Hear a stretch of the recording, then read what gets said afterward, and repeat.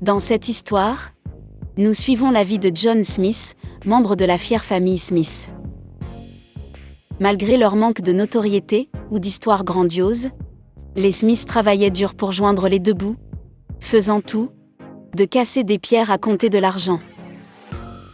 Ils étaient l'épine dorsale de nombreuses industries et entreprises, soutenant les familles les plus proéminentes et travaillant sans relâche dans l'ombre pour que tout fonctionne sans accroc. Mais lorsque John Smith décède dans un incident tragique, sa vie et l'héritage de la famille Smith sont mis en lumière.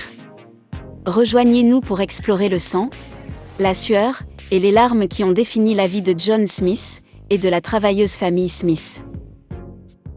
Disponible en anglais, espagnol, italien, français et portugais. L'ambulance est arrivée rapidement, ses sirènes perçant les rues calmes. Un homme était étendu sur le trottoir, une mare de sang se formant autour de lui. Les paramédics ont fait de leur mieux pour le sauver, mais c'était trop tard.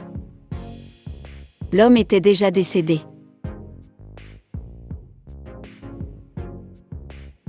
Il s'appelait John Smith. Il vivait dans une rue pas trop loin de l'endroit où il avait pris son dernier souffle. Le journal local a rapporté sa mort dans la rubrique divers, indiquant qu'il était mort d'une hémorragie.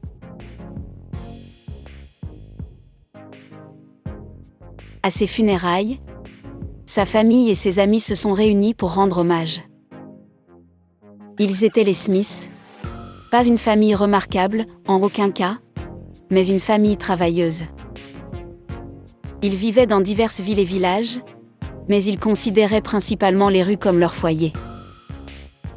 Ils étaient comme de nombreuses autres familles, sans ancêtres illustres ou histoires grandioses. Certains d'entre eux utilisaient même des noms fictifs pour éviter d'être associés à la famille Smith. Mais la vérité était qu'ils étaient fiers d'être des Smith. Ils étaient une famille d'immigrants, de travailleurs et de serviteurs, travaillant dur pour joindre les deux bouts. Ils étaient l'épine dorsale de nombreuses industries et entreprises, des fermes et des usines aux mines et aux banques.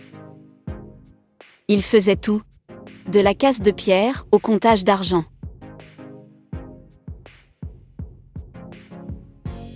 Les Smiths n'avaient aucune influence en politique, mais ils étaient ceux qui travaillaient dans l'ombre, soutenant les familles et les entreprises les plus proéminentes. Ils étaient ceux qui faisaient tout fonctionner en douceur, des champs aux salles de réunion.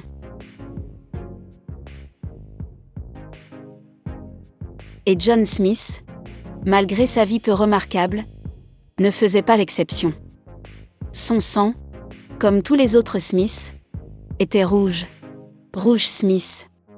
C'était un symbole de leur travail acharné et de leur persévérance, de leur engagement à faire tout ce qu'il faut pour gagner sa vie.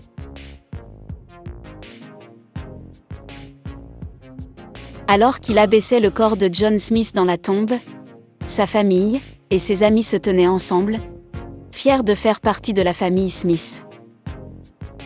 Ils savaient qu'ils n'étaient pas une bonne famille, mais qu'ils étaient une famille qui travaillait dur et se soutenait mutuellement. Et pour eux, cela suffisait amplement.